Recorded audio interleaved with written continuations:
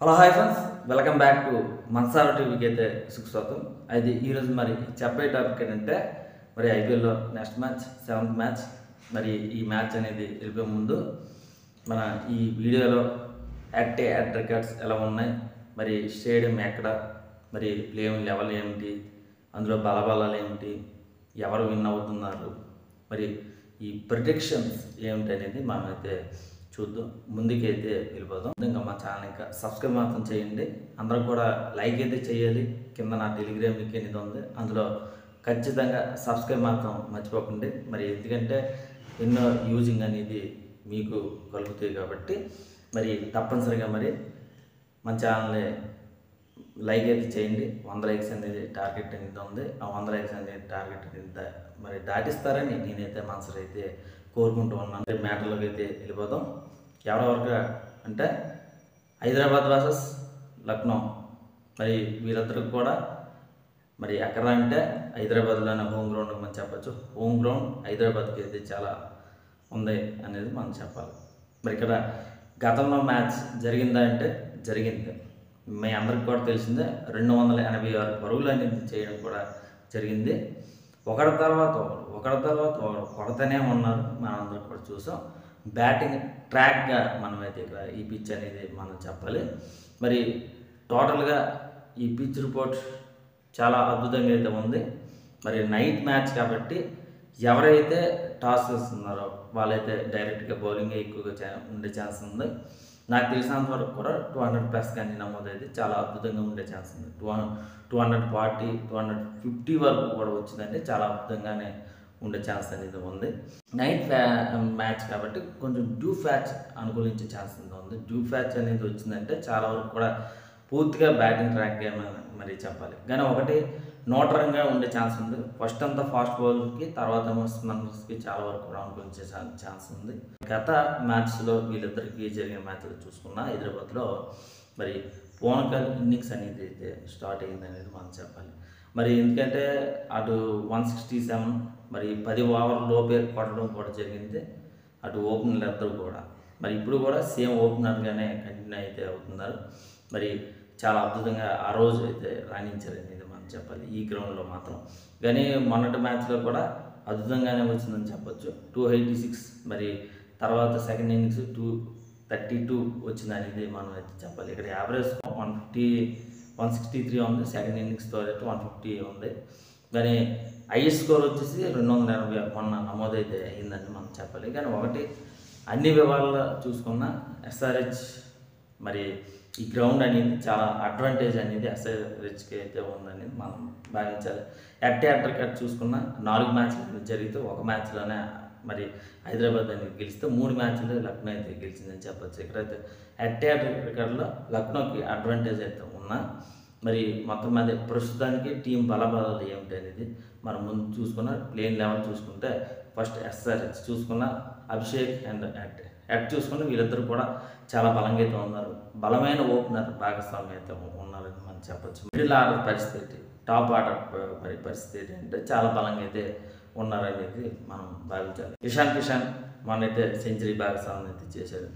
మరి నితీష్ రెడ్డి, క్లాసన్ వీరు ముగ్గురు కూడా వెరీ ఇంట్రెస్టింగ్ అని చెప్పచ్చు. ఒకటి టాప్ 5 వికెట్స్ అనేది ఇక్కడ లక్నో కానీ హైదరాబాద్ కానీ తీశారంటే చాలా వరకు కూడా లక్నోకి చాలా అడ్వాంటేజ్ ఉండే ఛాన్స్ ఉంది. కానీ ఒకటి టాప్ 5 అనేది చాలా బలంగా ఉంది. మరి ఎవరు బౌలింగ్ చేసినా అటు స్పిన్నర్ కానీ, ఫాస్ట్ బౌలర్ కానీ, స్లో బౌలర్స్ కానీ ఎవరు చేసినా సరే, ఎలా చేసినా సరే పోనకల్ ఇన్నింగ్స్ అనేది మరొకసారి అనేది చూడబోతున్నాం. మరి ఎలా ఉండబోతుంది ఏమిటనేది చూడాలి మరి మ్యాచ్ స్టార్ట్ అయిన తర్వాత. మరి అయితే అంకుర్ శర్మ వెరీ ఇంట్రెస్టింగ్ అనే భావించాలి. కానీ ఫామ్ అనేది కంటిన్యూ అయితే అవ్వాలి. తర్వాత మిడిల్ ఆర్డర్ బ్యాట్స్మెన్లో మనోహర్, ప్యాట్స్ కమిన్స్ వీళ్ళందరూ చాలా ఎక్సలెంట్గా మరి ఉన్నారని చెప్పచ్చు. తర్వాత బౌలర్స్ చూసుకున్న ప్యాట్ కమిన్స్ అయితే ఫామ్ అనేది అందుకోవాలి. గాయం అనేది తిరిగి వచ్చాడు కానీ ఫామ్ అనేది అందుకోలేకపోతున్నాడు, అందుకోవాలి. రాబోయే మ్యాచెస్లో మాత్రం ప్యాట్ కమిన్స్ అయితే చాలా కీలకంగా మరి అయితే చెప్పాలి. బౌలింగ్లో అక్షిత్ పటేల్ చాలా అద్భుతంగా మరి రాణించాడు అనేది మనం చెప్పాలి. 2 వికెట్ అని తీసాడని చెప్పచ్చు. దీని జోడీ నాకు తెలిసినంత వరకు కూడా షమి చాలా అద్భుతంగా అయితే రాణిస్తారనేది నాకు మరి అనిపిస్తుంది. షమి అన్న పటేల్ చాలా అద్భుతంగా ఫామ్ అనేది కంటిన్యూ చేస్తున్నారనేది మనం చెప్పాలి. జంపా కూడా అంతే వెరీ వెరీ ఇంట్రెస్టింగ్ అని మనం అయితే చెప్పాలి.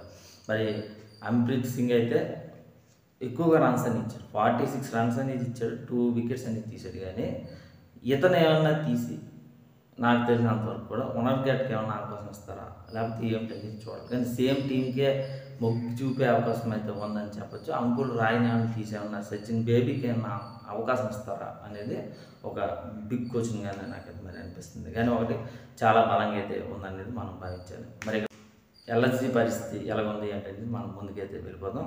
మొన్నటిసారి అయితే ఎక్కడ కూడా అయితే టాప్ 5 బ్యాట్స్మెన్ అద్భుతంగా రాణించారు అంటే చాలా ఎక్సలెంట్గా మరి ఉందని చెప్పచ్చు.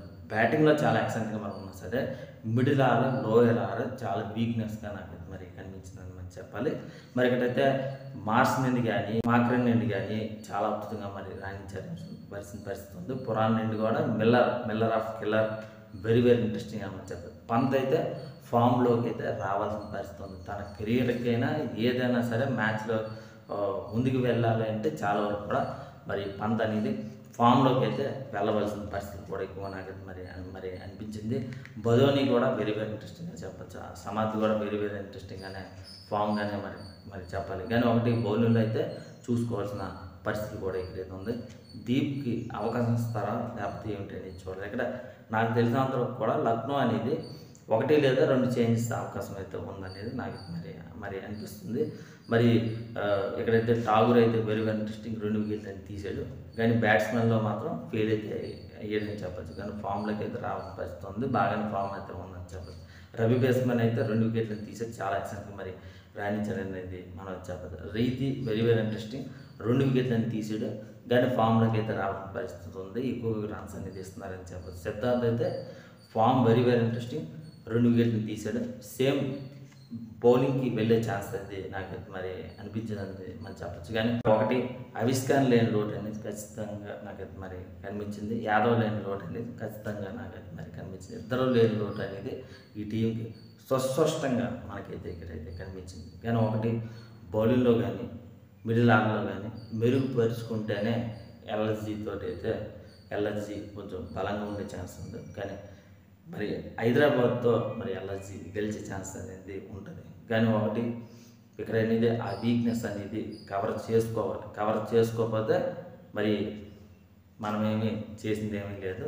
కానీ ఒకటి వీళ్ళందరికీ కూడా బలబలలో చూసుకున్నా నాకు తెలిసినంతవరకు కూడా 70% మరి హైదరాబాదే గెలిచే ఛాన్స్ ఉంది. 30% మాత్రమే ఎల్ఎస్జీ గెలిచే ఛాన్స్ ఉంది. కానీ ఆ లోపాలని సర్దిద్దుకుంటే ఖచ్చితంగా సరే 60-70% పాటు ఎల్ఎస్జీ గెలిచే ఛాన్స్ ఉంది. నా ప్రెడిక్షన్స్ ప్రకారంగా నాకు తెలిసినంతవరకు కూడా హైదరాబాదే ఈరోజు గెలుస్తుంది. 100% కూడా హైదరాబాదే విజయం సాధించే అవకాశం కూడా ఉందనేది నాకైతే మరి అనిపిస్తుంది. మరి మీకే ఏంటి అనిపిస్తుంది అనేది కింద కామెంట్ సెక్షన్లో అయితే తప్పనిసరిగా మరి తెలపండి. ఇది ఫ్రెండ్స్ ನಮ್ಮ ఛానల్ ఇంకా సబ్స్క్రైబ్ చేయండి, లైక్ చేయండి, షేర్ చేయండి. మీ ఫ్రెండ్స్తో మీ వాట్సాప్లో తప్పనిసరిగా మరి షేర్ మీ సింగ్ బాబా.